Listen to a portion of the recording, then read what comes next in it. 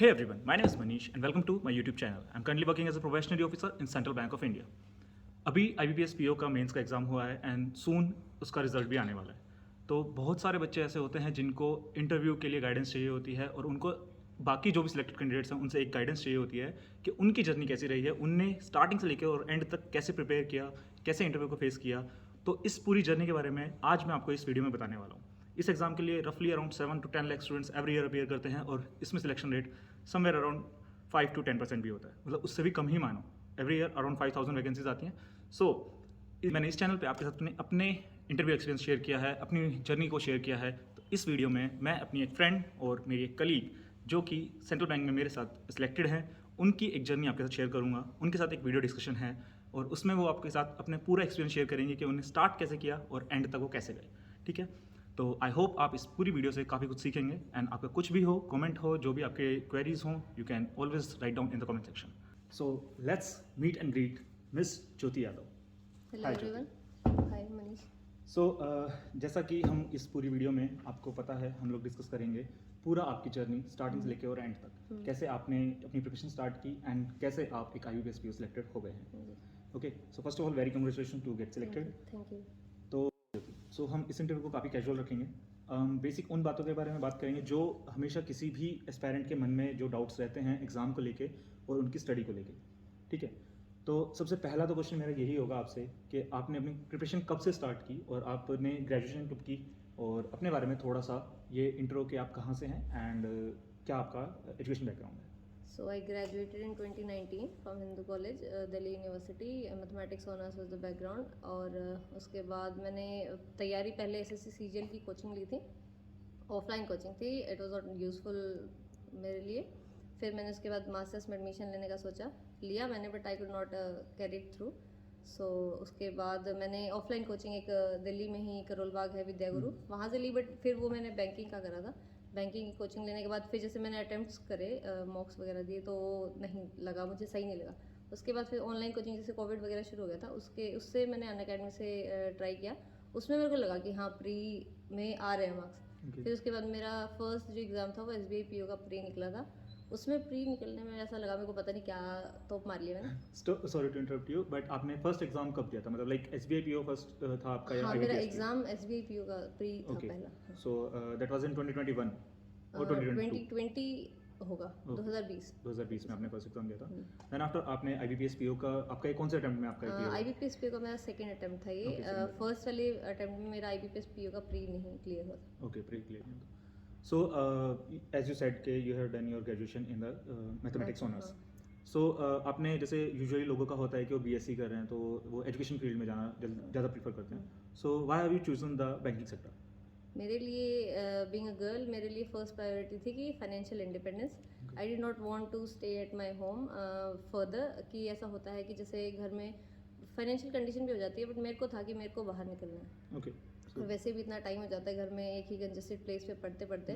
और पेरेंट्स की भी काफ़ी बातें होती है जो आपको फील होती हैं. तो मेरे लिए फाइनेंशियल इंडिपेंडेंस मेन रीज़न रहा. ओके, सो आपका ये था कि आपको फाइनेंशियली इंडिपेंडेंट होना है, जल्दी से जॉब लेनी. जल्दी से जॉब लेनी. I wanted to get out of my house. Get out of your house. And also ये भी होता है कि बैंकिंग सेक्टर चूज करने का, आई थिंक जो मैथमेटिक्स के रिलेटेड जो होते हैं, जैसे like I am a BTech graduate, so mathematics में मेरा स्टार्टिंग से ही रहा है. तो कनेक्शन तो मैथ्स की वजह से हमारा रीजनिंग भी थोड़ा बेटर होता है एंड थोड़ा ये जो बैंकिंग एग्जाम्स होते हैं ज़्यादा हमारे लिए अप्रोचेबल होते हैं, बहुत ईजिली अप्रोचेबल होते हैं. तो चलिए ठीक है. सो आपके प्रीलिम्स में यू स्कोर्ड रफली around 65 marks out of 100 and mains में भी आपने अच्छा स्कोर किया एंड इंटरव्यू में specially you scored around 80 marks which is a very good score in interview. So इसके बारे में हम आगे बात करेंगे. तो जैसे आपने बोला कि आपको फाइनेंशियल इंडिपेंडेंट होना था और आपने बैंकिंग सेक्टर चूज़ किया. सो अभी आपको ऑलमोस्ट 6 मंथ्स हो चुके हैं, आई गेस. हमारी ज्वाइनिंग 1 जुलाई को हुई थी. सो हम दोनों ने साथ ही ज्वाइन किया है यहाँ पे सेंट्रल बैंक ऑफ इंडिया में. तो हो चुके हैं बैंकिंग इंडस्ट्री में अंदर. हमने बैंकिंग में ब्रांचेस का एक्सपोजर भी हो चुका है और करंटली हम लोग की क्लासरूम ट्रेनिंग हो रही है भोपाल के अंदर. तो हमें काफ़ी एक्सपोजर हो चुका है बैंकिंग इंडस्ट्री का, काफ़ी चीज़ें पता चल चुकी हैं बैंकिंग में कैसे होती हैं. तो miss Jyoti, what you think, you had made a right choice और नॉट? देखो, ये राइट चॉइस है या नहीं है, ये हर जॉब फील्ड में आपको फील होगी. आपके अंदर एक डाउट होगा कि ये जॉब अगर हम अभी इस जॉब पे है तो हमें ये गलत लगेगी. अगर हम ऊपर इससे ज़्यादा रिस्पॉन्सिबिलिटी वाली जॉब लेंगे वहाँ भी हमें लगेगा कि हमने गलत चॉइस करी है. It's all about internal feeling कि हम अपने आप को कैसे समझाते हैं कि एक जॉब है, हमें करनी पड़ेगी and it is the need of our कि क्योंकि जहाँ हम हैं अभी वहाँ के लिए बहुत सारे लोग प्रिपेयर कर रहे हैं, तो we have to respect this position and we need to that's a continue. very great answer I could expect from her. So ये चीज़ हमें सोचना भी चाहिए कि हम लोग जब इतना प्रिपेयर करके इस जॉब में आ गए हैं तो हमें उस जॉब की एटलीस्ट रिस्पेक्ट अच्छे से करनी चाहिए. हम खुद से सेटिस्फाई नहीं हो सकते किसी भी जॉब में हो, क्योंकि वहाँ पे आपको प्रेशर, हायर अथॉरिटी से प्रेशर आपको ज़रूर मिलेगा. सो ये नहीं होता कि हाँ कुछ मोमेंट्स होते हैं जब आपको बहुत अच्छा लगेगा उस जॉब पे, कुछ मोमेंट्स होते हैं जिसमें आपको अच्छा नहीं लगेगा, but you need to maintain a balance between all these things. So moving to the next question, जो हम फ्रेश एस्पायरेंट्स होते हैं उनके माइंड में सबसे पहला क्वेश्चन यही आता है कि वो अपनी प्रिपरेशन कैसे स्टार्ट करें.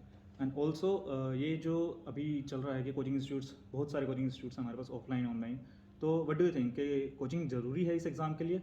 ऑल्सो कि किस तरह से कौन कौन से sources they need to prepare for this exam. It depends on the calibre of the student. अगर उस पता चल जाता है बंदे को कि उसको ज़रूरत है या नहीं. अगर उसे ज़रूरत है तो हर कोई बंदा ऑफलाइन कोचिंग पर एक बार जाता ही है. मैं भी गई थी, मैंने ट्राई किया पर मुझे बेनिफिशियल नहीं लगा वो. फिर उसके बाद मैंने ऑनलाइन कोचिंग शुरू करी. पहले यूट्यूब पे जो फ्री मटेरियल था उससे ट्राई किया. अड्डा 247 चैनल है, उस पर काफ़ी अच्छी अच्छी वीडियोस हैं हर टॉपिक के बारे में. और उसके बाद फिर मैंने अनअकैडमी ज्वाइन करा. सब उस पर पेड सोर्सेज थे. निमिषा बंसल मैम इंग्लिश के लिए, और अंकुश लांबा सर रीजनिंग के लिए, और आशीष अरोड़ा सर क्वांट के लिए. यही 3 सोर्सेज मैंने फॉलो करे थे. और जैसे मतलब बहुत सारा होता है कि जैसे मैंने खुद ने एग्जाम दिया था, जो मेरी फर्स्ट वीडियो इस चैनल पे थी उस पर मेरी वही थी कि after failing 20 exams I became an IBPS PO officer. So I would like to ask about your experience कि आपने भी इससे पहले कितने एग्जाम्स रफली दिए थे एंड कितने वो फेल किया, किसी में पास किया, व्हाट वाज दैट. मैंने सबसे पहला एग्ज़ाम SSC CGL का दिया था. प्री मेरा क्लियर नहीं हुआ था, बट उसके बाद मेरे को ये था कि SSC CGL में मेरा इंटरेस्ट नहीं था, बट यही था कि हर कोई दे रहा था इसलिए मैंने दिया. बैंकिंग और SSC CGL की प्रोसेस भी बहुत लंबी होती है and I did not like that part about the SSC CGL exam. और मुझे पता चला कि बैंकिंग का होता है कि बहुत फास्ट प्रोसेस होती है. एग्ज़ाम क्लियर प्री होता है, फिर मेंस होता है, इंटरव्यू बहुत ही जल्दी प्रोसेस हो जाता है, इसलिए आई चोज बैंकिंग. उसके बाद मैंने कितने एग्ज़ाम दिए थे. SBI का दिया था मैंने, PO का प्री हुआ था, मेंस नहीं हुआ. उसके बाद मैंने अगला SBI क्लरिकल का दिया था. SBI क्लरिकल का मेरा मेंस नहीं हुआ था उसी साल. और IBPS PO का भी प्री दिया था, वो क्लियर नहीं हुआ था. IBPS क्लरिकल का मेंस तक पहुंची थी, फिर उसमें मैं रह गई थी. अगले साल फिर जो मैंने दिया था SBI क्लरिकल भी हो गया था मेरा, SBI PO भी हो गया था. नहीं, उसमें इंटरव्यू रह गया था. इंटरव्यू मेरे मार्क्स बहुत ही ख़राब थे. और IBPS PO का मेंस हो गया था. इसमें सेंट्रल बैंक ऑफ इंडिया मिला था, अलॉट हुआ था मुझे. और IBPS क्लरिकल में PNB अलॉट हुआ. ओके, सेकेंड ईयर मतलब दूसरे ईयर में हो गया काफ़ी था. काफ़ी लंबी जर्नी रही है, हाँ. काफ़ी स्ट्रगल भी रहा है इस जर्नी में. So what do you think कि ऐसा कौन सा फैक्टर था जिसने आपको मोटिवेटेड रखा कि हाँ अभी जैसे मतलब मल्टीपल एग्जाम्स आप फेल कर रहे हैं, तो बहुत सारे एस्पायरेंट्स के मन में यही होता है, जो लोग स्पेशली जो लोग मल्टीपल टाइम्स एग्जाम्स दे रहे हैं लाइक मी, जैसे मैंने बहुत सारे एग्जाम दिए. मैंने तो रफली अराउंड हर एक एग्जाम दिया था. There was a time within 3 months मैं एवरी वीकेंड एग्जाम दे रहा था. तो ये वाला सिचुएशन भी था. और जब ऐसा होता था कि मैं ये एग्जाम दे रहा हूँ, उस दिन से फर्स्ट डे मेरा कोई रिजल्ट आया and which I failed, so next day मुझे एग्जाम देना था. तो ऐसे वाली सिचुएशन होती थी. और उसमें क्या चीज़ थी जिसने जब भी आप फेल करते थे and then you have an another exam lying on, तो उस टाइम आपको क्या फील होता था कि हाँ किस तरह से खुद को मोटिवेट रखना है एंड उस एग्जाम के लिए प्रिपेयर करना है. ऐसा होता था कि जैसे एग्ज़ाम आपने दिए हैं, आपका क्लियर नहीं हो रहा है, आपके अंदर सेल्फ डाउट क्रिएट होता है कि are you made for this, can you even clear any exam, any government exam. Family को भी डाउट होता था. तो दिमाग में यही आता था कि लेट्स प्रूव दिस रॉन्ग. कि अपने आप को प्रूव करने वाली जो फीलिंग होती है वही आपको मोटिवेट करती है. आपको ये अंदर से फीलिंग आती है कि आपको दिखाना है कि आप कर सकते हो. You need to build that zeal from inside कि हाँ आपको मोटिवेट रहना है एंड आपको देना ही है. हाँ, और अगर आपके अंदर ये बात होती है ना, तो आप सुबह 4 बजे भी उठ के सर्दी में भी पढ़ सकते हो. ये बहुत बुरा काम होता है कि हाँ अर्ली मॉर्निंग उठ के पढ़ना है इस चीज़ के लिए. हम इसके बारे में बात कर रहे हैं कि हाँ भाई आपका सिलेक्शन हो गया है इस चीज़ के अंदर. तो उसके बाद जैसे आपने स्टार्टिंग में बोला था कि आपको ये बैंकिंग सेक्टर में क्यों आना था, तो आपने बोला कि मुझे अपने फाइनेंशियल्स ठीक करने थे, फाइनेंशियल स्टेबिलिटी आपको चाहिए थी अपनी लाइफ में. सो डू यू थिंक कि बैंक में आने के बाद रफली अराउंड 6 months हो चुके हैं, you are getting a good handsome salary, तो उसमें what do you think your financial at what stage, अच्छे हैं, बुरे हैं, या फिर बैंकिंग का आपने वर्क कल्चर भी देख लिया है, वर्क प्रेशर्स भी देख लिए हैं, तो उस प्रेशर के बाद व्हाट डू यू थिंक कि आपका जो फाइनेंशियल है, जितना भी आपको सैलरी आपको मिल रहा है, वो इनफ है या यू आर अंडर पेड और ओवर पेड? ये जितनी जो सैलरी हमें मिल रही है हैंडसम अमाउंट है, बहुत ही सही अमाउंट है। जैसे कि फर्स्ट एग्जाम है मेरा, मेरे लिए तो है ही, लेकिन इसमें कोई बंदा अपनी फैमिली भी चला सकता है कि जिनके पेरेंट्स नहीं है, वर्किंग नहीं है, उनका फैमिली भी सही से इतनी अमाउंट में चल सकता है। और वही है कि नीड के ऊपर है, जो ज़रूरत है असल में उन पे खर्चा करोगे तो सब अच्छे से चलता है। और फालतू की अगर चीज़ों पे ध्यान जाएगा तो कितने भी अमाउंट, 1 लाख भी अगर महीने में मिल रहे वो भी इनफ नहीं होगी। So also one more thing, being a girl, जैसे ये एक पैन इंडिया पोस्ट है, तो उसमें आपकी जो पोस्टिंग्स होती हैं डिफरेंट लोकेशंस हो सकती हैं, कहीं पे भी आपको इंडिया में भेज सकते हो, ऑल ओवर इंडिया।